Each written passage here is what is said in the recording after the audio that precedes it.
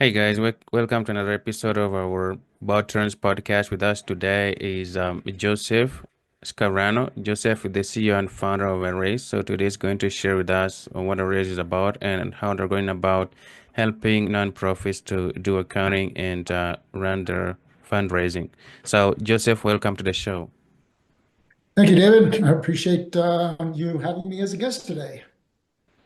All right, so we'll just get started to it. So how about you tell us a little bit about Araize and your nonprofit software, Fast Fund? Sure. Well, it actually all started back in the 80s. I'm a former licensed CPA. And when I was in public practice, at the time I was living in New York, the firm I worked for, we pretty much specialized in providing auditing, accounting, and consulting services to the nonprofit industry. So, being it was in the early 80s, and I hate to say that since I'm dating myself, but that was the introduction, at the time of PCs started becoming more prevalent in the workspace. So, my partners at the firm I worked for had this brilliant idea of developing our own software, accounting software for nonprofits. So our first iteration of our application was under the name of Institutional Data Systems, IDS. Back in our first release was, and again, I'm dating myself, was DOS applications for IBM PCs, and it was called IDS. That system was in existence until 1997 when the company in New York merged with a North Carolina corporation, and that's when Araize was founded. So Araize was founded in 1997, and we moved the company from New York to North Carolina. And then in 2012, we sunsetted our Windows products and introduced the SaaS version, the software as a service version of Fast Fund Online. So our first release was in 2012. And right now, Araize is still the only company that provides a totally integrated solution designed for nonprofits that includes accounting for nonprofits. It's usually referred to as fund accounting, a fundraising CRM to manage their donors, and payroll for their employees. Yeah. Yeah, so you're basically focusing on accounting, fundraising, and payroll as a SaaS solution for nonprofits. So how does this help them in their day-to-day operations? Well, of course, every business needs to manage money coming in and money going out. Being nonprofits, it's not so much a question of profit and loss, and having to worry about filing and paying taxes. Typically, nonprofits are formed to provide a service to the community that typically no other organization, whether it's corporate or government, is providing to the community. Whether, of course, there's churches, schools, arts-related organizations, community service-based organizations, economic development, business and trade associations. All of them have specific accounting requirements that are different than for-profit businesses. If you're a business, your primary goal obviously is to provide a service or to sell goods and to make money to continue to stay in business. Yeah. Whereas a nonprofit organization, their primary purpose is to provide some sort of service, whether it's educational, whether it's community service, whether it's economic development, whether it's religious based, that's their main goal.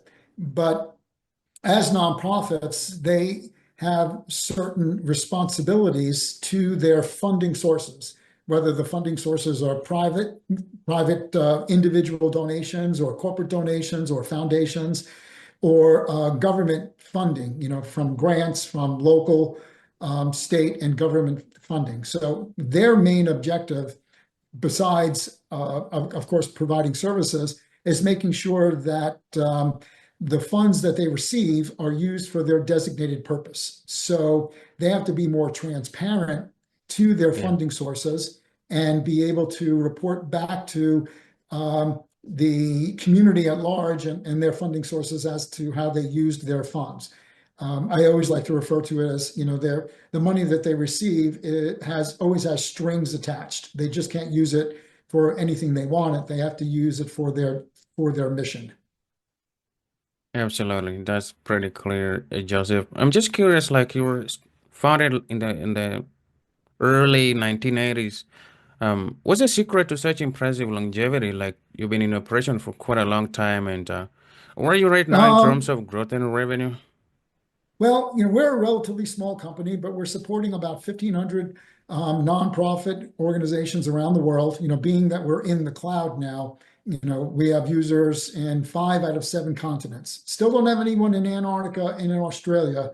We're working on, a couple of really good leads in Australia, but I don't know if we'll ever have anyone in Antarctica using our software.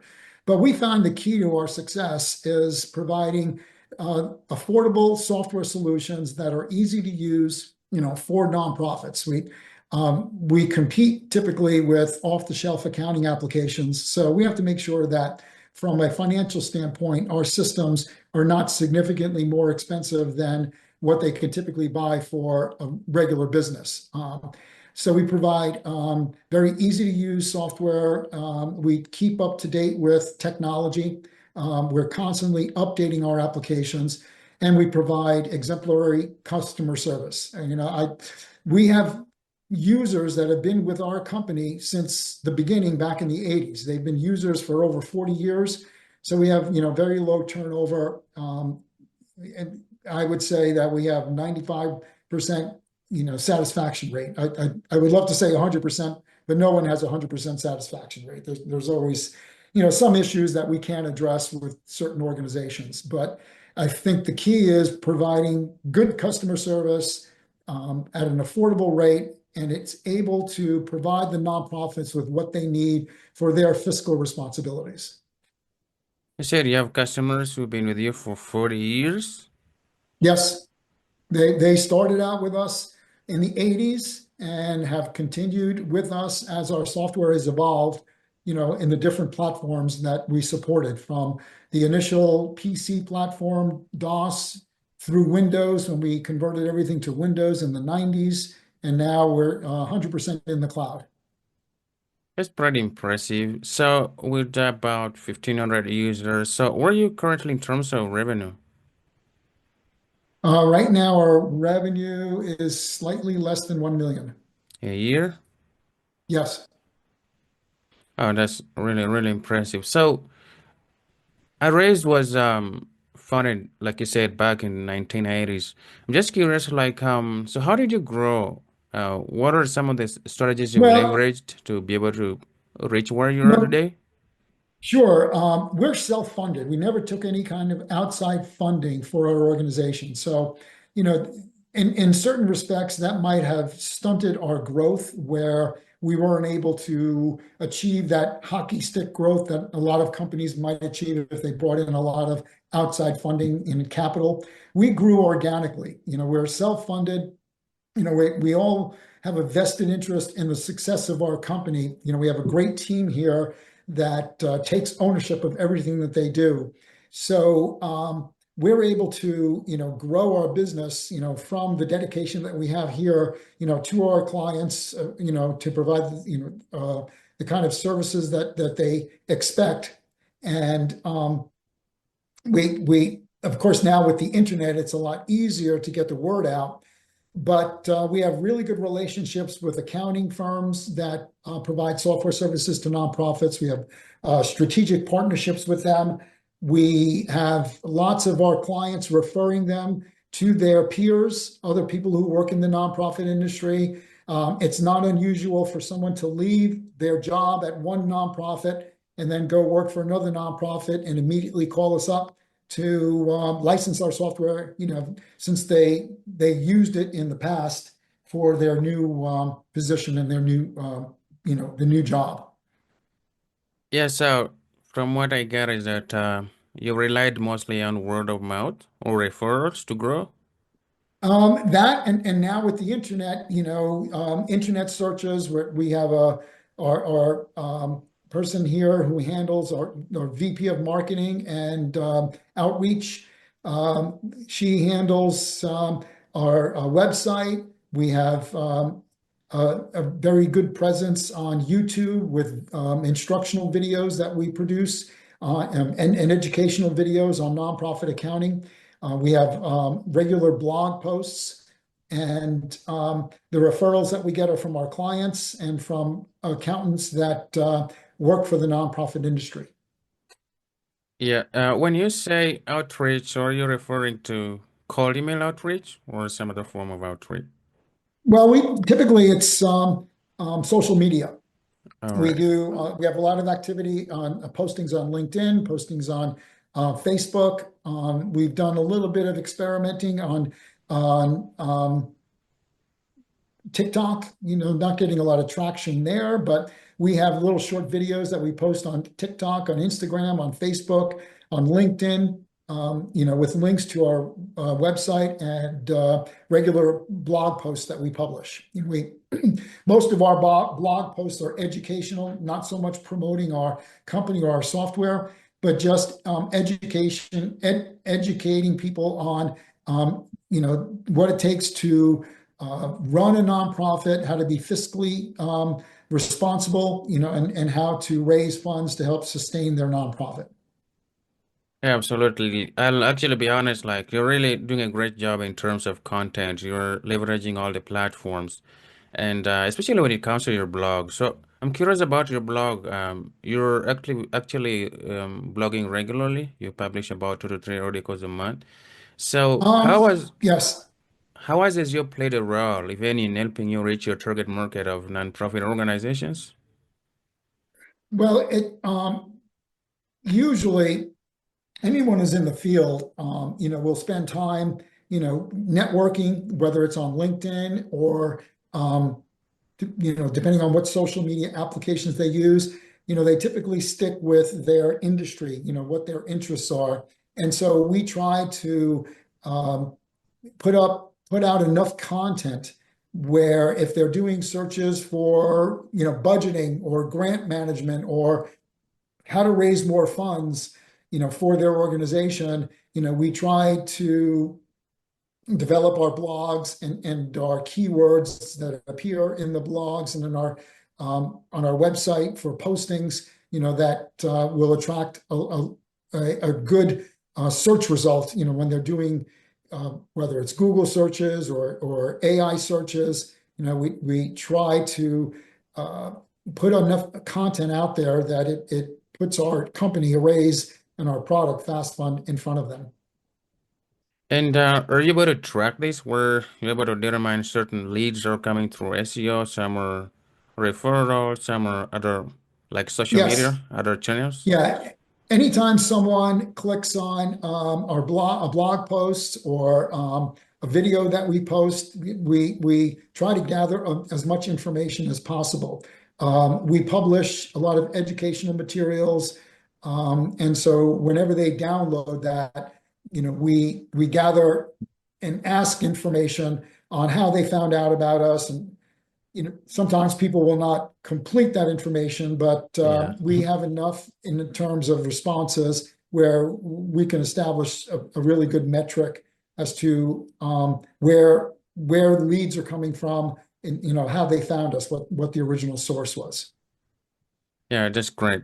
I'm curious about in terms of so initially you started as a desktop software before you leverage to SaaS online SaaS platform.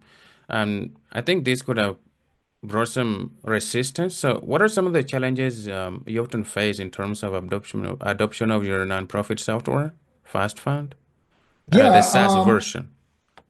well, it really all depends on, obviously the prospect that you're working with. Not to be prejudiced against people who might be a little bit older, but typically the younger generation are more in tune with online apps because everything they do is online. They're working from their phone, they're working from their iPads.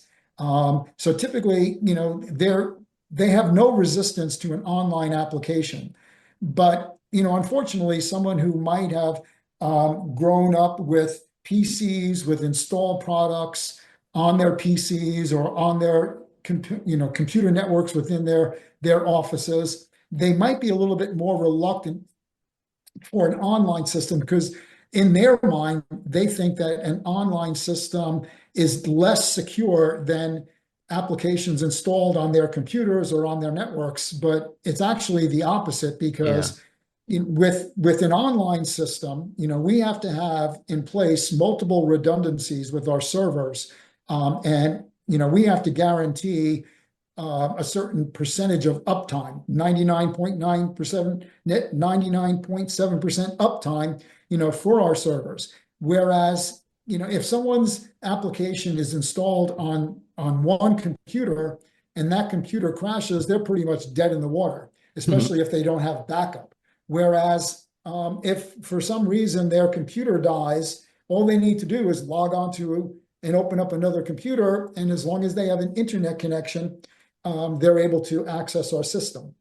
Now, of course, not everyone has 100% secure internet connection. So that's the challenges we have in certain parts, even here in the US, where there are certain parts of the country where people don't have a secure, constant internet connection. And hopefully that, is fewer and fewer people.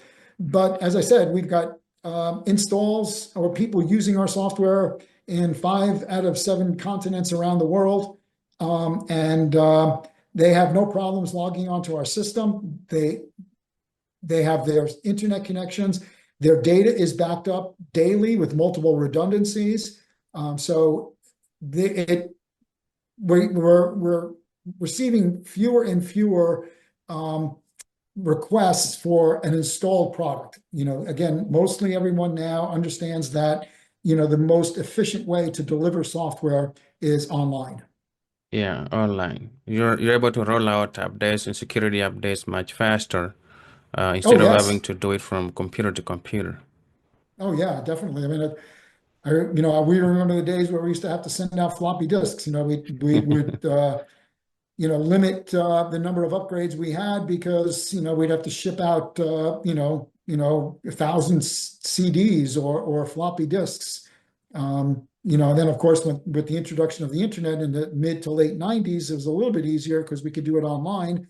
But even then, you would have to walk people through what they needed to do to upgrade their networks to get the software running. Now, as long as they can connect to the internet, they have access to our systems. Yeah, that's right. I also noticed that you get a 5-star endorsement from CPA Practice Advisor. So, what aspects of your software do you think contributed most to that recognition? Well, there's really a few things. The first thing is, as I mentioned earlier, we are the only company that has accounting, fundraising, and payroll in a single system. It's not 3 separate systems that talk to each other. There's a single application that we're able to flip switches to turn on accounting, turn on fundraising, turn on payroll, or additional modules built into those 3 applications. So having a total solution where users don't have to import payroll data or import fundraising data or having to reconcile across different systems was one of the key elements of receiving that high review. The other one was ease of use. It's relatively easy to get up and running. And also our fundraising, I'm sorry, our accounting reports are compliant with what nonprofits need to do and generate in terms of financial statement presentations that is compliant with GAAP regulations. So, putting all 3 together, along with the resources that we use for new users with our online user guides, our video tutorials, they felt that it made it a lot easier for new users to get up and running. Yeah, so it boils down to you offering convenience, great support, and efficiency, right? Yes. Mhm. It's also incredibly impressive how you've sustained such a strong presence in the nonprofit industry for over 40 years. So looking Thank you. ahead, what are your future plans for Fast Fund and the Araize brand? Well, the computer technology is always evolving. So our goals is to be able to integrate with other third-party applications. We focus on our strengths, but there are other additional applications and software needs that nonprofits require, whether it's let's say, an arts-related organization and they have a ticket sales, like a theater, or if it's a missionary organization where they're tracking all of their foreign missionaries around the world. There are specific applications that help out those kinds of organizations. So being able to open up our system to talk to those other third-party applications is one of our goals in the future. The other one is the ability to be able to generate the annual IRS reportings that nonprofits need to file. Even though they are nonprofit, they do have to file annual returns with the IRS, and those returns are referred to as the 990. We have all the information needed for the nonprofit to complete their 990, but eventually I would like our system to be able to actually create the 990 for them, being able to fill in all of the data that they need and file their 990 with the IRS. All right, so you're working on doing more third-party integrations as well as automating IRS report generation, right? Yes. Yeah.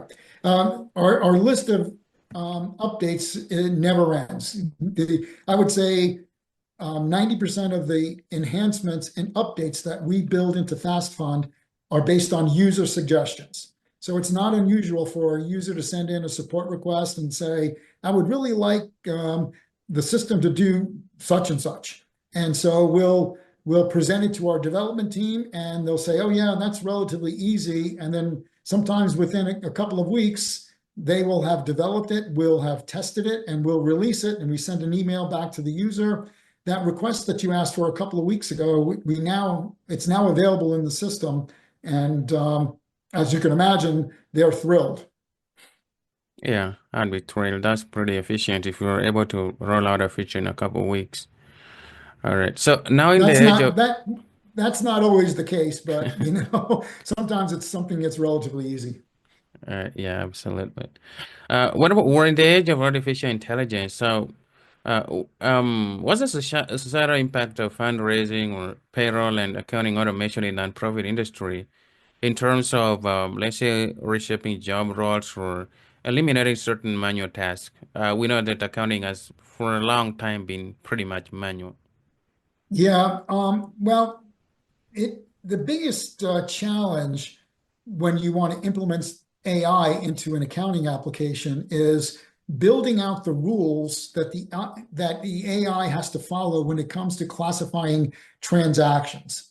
As I mentioned earlier, one of the key components of nonprofit accounting is the ability to track revenue and expenses dedicated to specific programs. Again, depending on the mission of the organization. And, for example, if the nonprofit receives a state grant to fund their homeless shelter, when transactions are processed, you'd have to train the AI to recognize that this particular expense should be charged to the homeless shelter expense code that is being funded by grant code 101.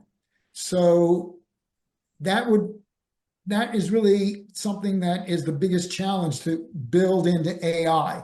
So you'd have to build in certain rules when it comes to posting a transaction where, based on the history of the transactions, that it would allocate the expense to the appropriate program. But that's not always true, because you can pay a bill to, let's say it's a telephone bill, but you want to split that telephone bill based on the usage of, let's say, cell phones by your staff. And so that's not something that is always fixed. So to build AI into doing your work requires a lot of history and being able to analyze every transaction and determine what is the appropriate revenue code or expense code for that particular transaction. It's Yeah, not as simple as getting a bill from Bell South and saying, this is telephone. So for a regular business, telephone is telephone, but for a nonprofit, the telephone bill might be split 10 different ways. yeah. I think artificial intelligence is much more efficient when it comes to content creation, but when it comes to accounting, most of the tasks are still going to be manual, right? Especially for nonprofits. Yeah, I mean, there are certain things that you can automate, but it's always going to require a human review to make sure that the the classification of your transactions are proper. Right. You just mentioned that you really hit close to 1 million a year. What resources do you recommend to help other SaaS startup founders who are hoping to achieve similar impressive revenue numbers, annual recurring revenue? Well, number one, make sure that you have a product that is is needed. That there you can't have a product that is not something that is necessary for a business. You have to have something that fills a specific need. And we felt that when we created our company, that a vertical market application that was underserved is something that we could fill a need, that there was a void there. So we filled that need and continue to improve the product, continue to provide exceptional customer service where whenever there's a problem or an issue, we're able to address it.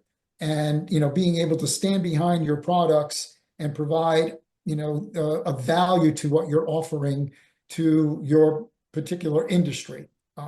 But for us, the key was identifying a specific need in a vertical market that was underserved and then being able to fulfill that need, and having a track record with a successful stable of clients that demonstrate the kind of services and software we provide. Yeah, so you're saying for a SaaS founder looking to reach 1 million in annual recurring revenue, some of the three most important things they need to pay attention to, first of all, is creating a software, creating a tool or a product that actually fills a void, right? Fills a need. And then you need to consistently or regularly improve on the product. And then you said exceptional customer service is really where it is, right? Exactly. Yeah. You have to, again, you identify a particular market, you research that market and identify if there's a specific void, is something missing that you can fill with an application, and then you develop a rock solid application with, the ability to reach out to that community, that market, and deliver, what's been promised with your particular application. Yeah, Joseph, it was really, really great having you on our podcast and chatting with you a bit about Araize. So, where can listeners go to learn more about Fast Find and to connect with you professionally as the CEO of Araize? Sure. Well, you just go to our website, Araize, ARAIZE.com. And we have a tremendous amount of resources there about our company and about our products, and the abilities to connect with our staff here at Araize. All right, guys, thanks for listening. And that's the end of our interview with the Joseph, founder of Araize. We'll be sure to check out Araize, araize.com, like he spelled it out, to learn more about their nonprofit platform. And we'll be releasing another episode soon. Keep an eye out for our next episode. Great. Thank you, David. Thanks, everyone. All right.